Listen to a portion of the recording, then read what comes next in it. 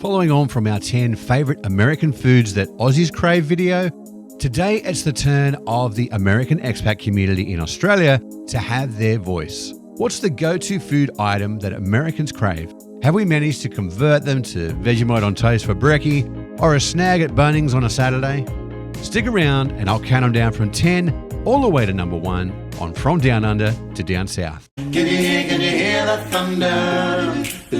Oh, you better run, you better take cover. Oh. One of the hardest things in doing this video is being on the other side of the world and not being able to run down to the shop and buy some of the things that were mentioned. Failing to make the top 10 were items like lamb cutlets, roast pork rolls with gravy and crackling, and even Golden Gay Times. So thanks guys for making me really homesick this week. Make sure you hit the subscribe button to keep up to date with our weekly content. But for now, let's kick it off with number 10. Chicken Parmigiana is a pub staple across Australia where thousands are served up every day at bistros and RSL clubs across the country. There's a little contentious issue here with the name. Some say that they're called Chicken Parma and others are on the Chicken Parmy team. Just like the flat white, this dish, which is served up with chips and salad, is an Australian icon. One of the reasons why it's so popular is that it's a simple dish with comfort food appeal. It's a chicken breast that's flattened, crumbed and fried, topped with a tomato sauce and melted cheese. Many pubs have their own special twist on the dish with variations that include different toppings or sauces. I've seen some with spaghetti on it, olives with a tomato sauce, etc. It's also a cheeky nod to our large Italian heritage and one that's sure to hit the spot if you're craving a decent sized meal. It's up to number 9 and Australian coffee. Now this is one that resonates a lot with Aussies that live in the US. It's interesting that Americans list it as one of their favourite things in Australia. Aussies visiting the States are also very well known for complaining or having a whinge about the local coffee. So what makes Australian coffee so good? There is a whole subcultural coffee movement down under, with over 90% of coffee establishments being independently owned. There is a huge emphasis on the quality of the bean and the coffee making process, including the roasting. Starbucks unsuccessfully tried to branch out in Australia, but could not compete with the specialty coffee culture. After the Second World War, Italian immigrants were the first to bring espresso machines to Australia, and the Sydney suburb of Leichhardt was well known for kicking this national obsession off. From flat whites to long blacks, cappuccinos to ristrettos, we have high expectations when it comes to our coffee. We also have our own international coffee range. Vittoria Coffee. It was established in 1947 in Sydney by Italian brothers with a focus on roasting high-quality Arabica beans. It's the number 1 coffee served in cafes, restaurants in Australia. It's also exported to the United States. At number 8, the vanilla slice. From coffee culture to an item that you'll find in every bakery around the country, vanilla slice is an Australian pastry with a thick layer of vanilla custard sandwiched between puff pastry and topped with icing sugar or a thin layer of icing. It also has the unfortunate nickname of snot block or phlegm cake, which has nothing to do with how it tastes, but maybe a little bit to do with the texture and how it looks. To celebrate its cultural significance, an annual competition known as the Great Australian Vanilla Slice Triumph has been held since 1998 in the state of Victoria. This year's winners were South Australian bakery Banana Boogie Bakery, who are also reigning South Australian sausage roll champions, and you'll find them located in the Adelaide suburb of Bel Air. Vanilla slices hide out in the same bakery cabinet as chocolate eclairs, custard tarts, lamingtons, and caramel slice. America, we need these over here. Up to number 7 we go, and it is ethnic food. You know, I would tend to agree with those listing this as their favourite thing to eat down under. Australia has an amazing collection of ethnic foods and restaurants, and as a country of immigrants, we've always struggled to have our own identifiable national cuisine. But rather, we have these influences from those that have come to call Australia home. According to surveys, the most popular ethnic food in Australia is Thai food, and that's followed by Chinese, Italian, and Japanese. Our proximity to Asia also means that Malaysian, Vietnamese, and Indonesian foods rate very highly as well. Being home to huge Greek, Lebanese, and Turkish communities, also means that these foods have integrated strongly into mainstream Australian culture. Melbourne is known as the heartland of the Greek community in Australia and is also home to one of the largest Greek populations outside of Greece itself. Lonsdale Street is where you'll find Melbourne's Greek precinct and a large collection of restaurants and Greek stores. One of my favourite restaurants in Australia is in Canberra, and it's Ottoman Cuisine, a Turkish go-to that is the most awarded restaurant in Australia's capital city.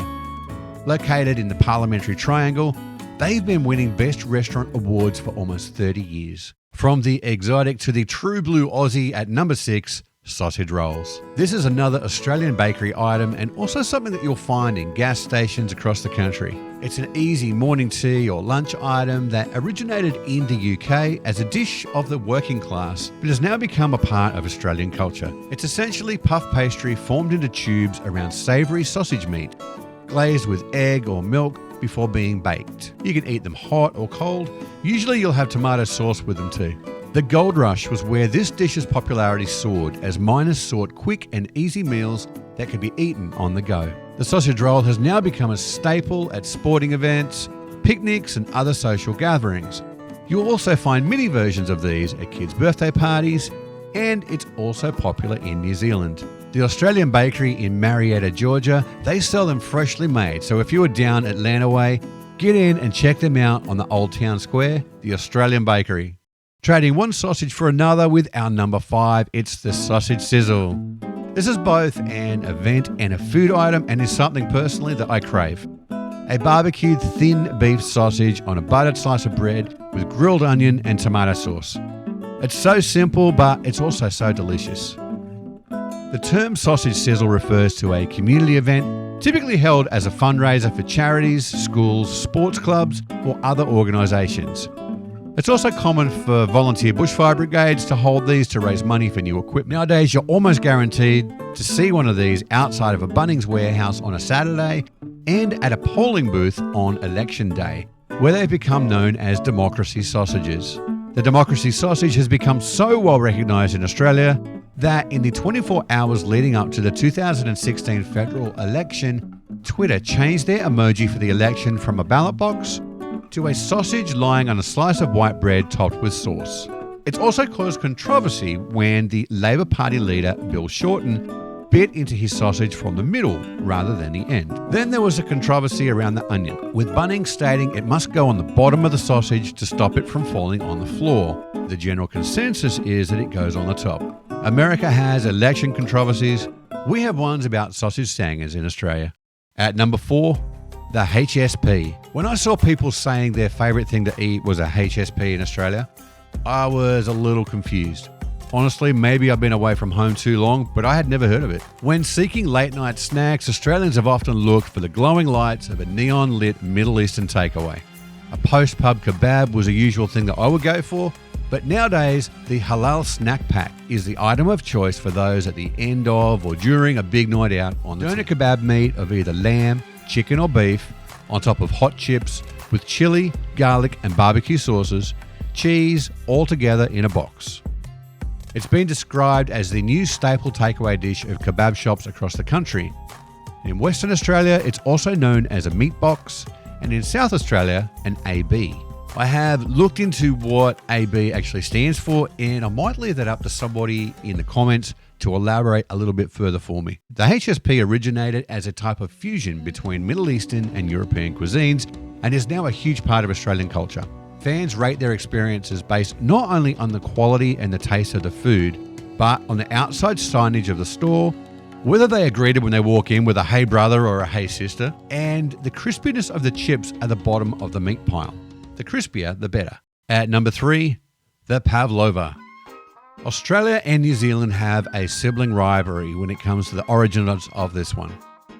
Was it invented in 1911 New Zealand, or was it 1922 Australia? Was it the Pavlova cake of 1929 from the University of Otago, or the Esplanade Hotel in Perth 1935? Realistically, we're never going to know the definitive answer to this question, but one thing that Australians and New Zealanders can agree on is that it tastes great. It's a meringue-based sweet named after Russian ballerina Anna Pavlova, who toured Australia and New Zealand. It has a crisp crust and a soft and light inside. topped with fresh cream and fresh fruit, typically passion fruit, kiwi and strawberries. You might also get it with berries or banana too.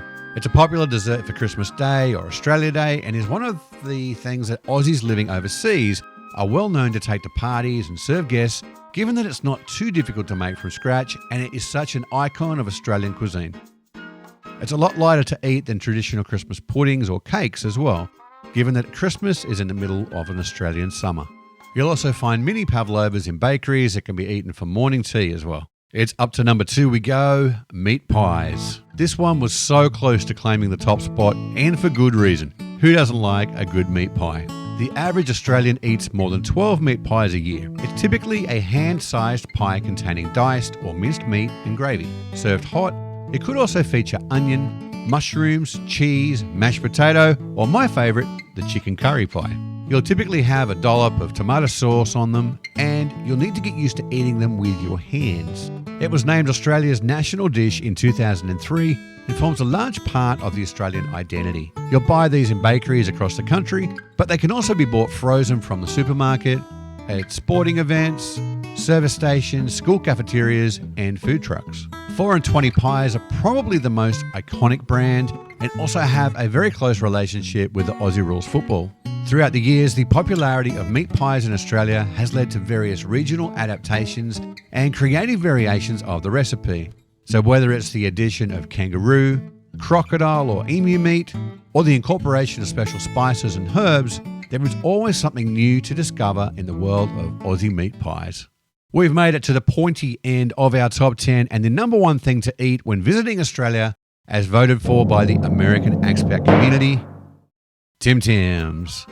Whether it's the fact that these are now sold in the US or that the great flavour of Australia's favourite biscuit has just taken the world by storm, these chocolate-coated malt biscuits with chocolate filling was seen as the best thing to eat down under. Designed by Arnott's Biscuits in 1964, they were named after the 1958 winner of the Kentucky Derby. Pepperidge Farms, a sister company of Arnott's, started importing them to the US in 2008, with the packaging changed to say Australia's favourite cookie, rather than the Aussie term biscuit. They're still made in Australia, with the Huntingwood Bakery in Western Sydney able to turn out 3,000 Tim Tams every minute.